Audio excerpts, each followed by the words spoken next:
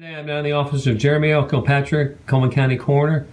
You're freshly qualified for re-election. You're going to give it another go, aren't you? Yes, sir. Now, I've been talking to a variety of folks getting ready to run for office. My question has been the same for all of them. And the first one is, tell me a little bit about what you've accomplished over the first 3 or 4 years here, because the citizens always want to know, what have you done for me lately? So let's tell them.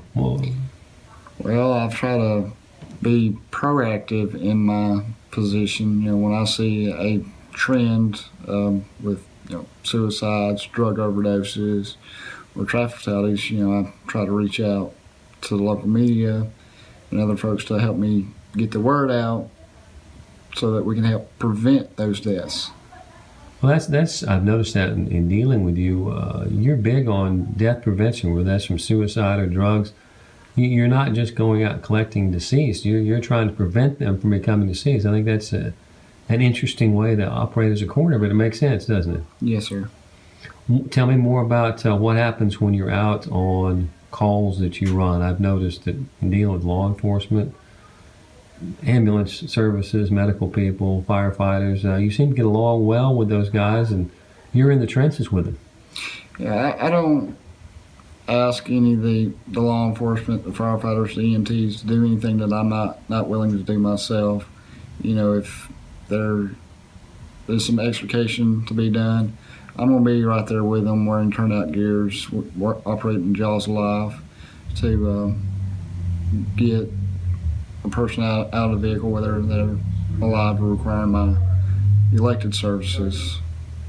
But, like I said, I'm not going to ask anyone to do something I'm not willing to do myself. Makes sense. Well, it's not a great statistics, but since you've taken over, if my numbers are right, each year we've increased the death count, the amount of death certificates you sign each year. It's not been a major percentage, but it's significant.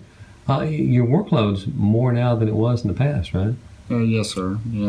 As the population increases, obviously the death rate is going to increase as well. And of course, with the many miles of U.S. and state highways we have throughout the county, that we don't have a lot of traffic fatalities from people just passing through Cullman County. Sure. Well, I know for a fact that you're for better or worse, I get to see you in action a lot, so I've got a first-hand view of it. Your office is sometimes called a part-time job, but it's really not. You're on call every day.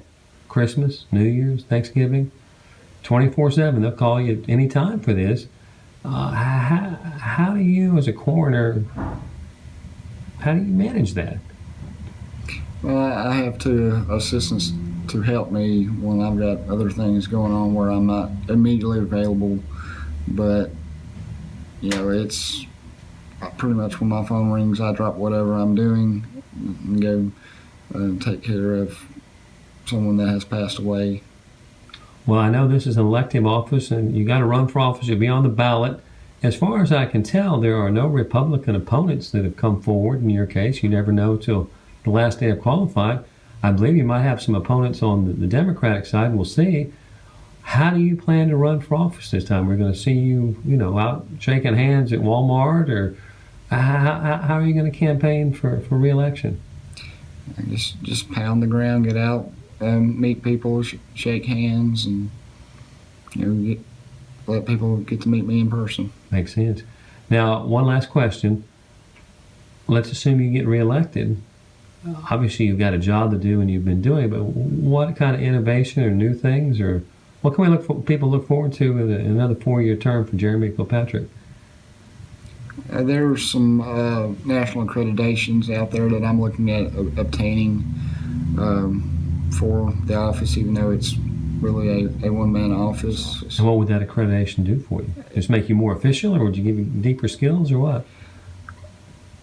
I guess it would make the county look better overall, having this accreditation that not a lot of coroner's offices have around, and not even, there are some medical examiner offices that don't even have this.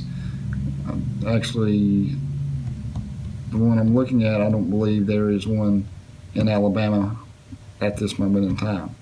It seems like it'd be a worthwhile goal. Now, you mentioned a minute ago how population is always changing and growing, and there's always going to be people who die. How do you perceive your handling the workload going forward? I know you've hired recently your assistant coroner to help you. That gives you some flexibility, but it's have you got thoughts about how you want to expand with the community as it grows? Not yet at this time. Gotcha. Well, Coroner, thanks for talking to me. I wish you the best of luck in the upcoming campaign, and I appreciate your time this afternoon. You're welcome.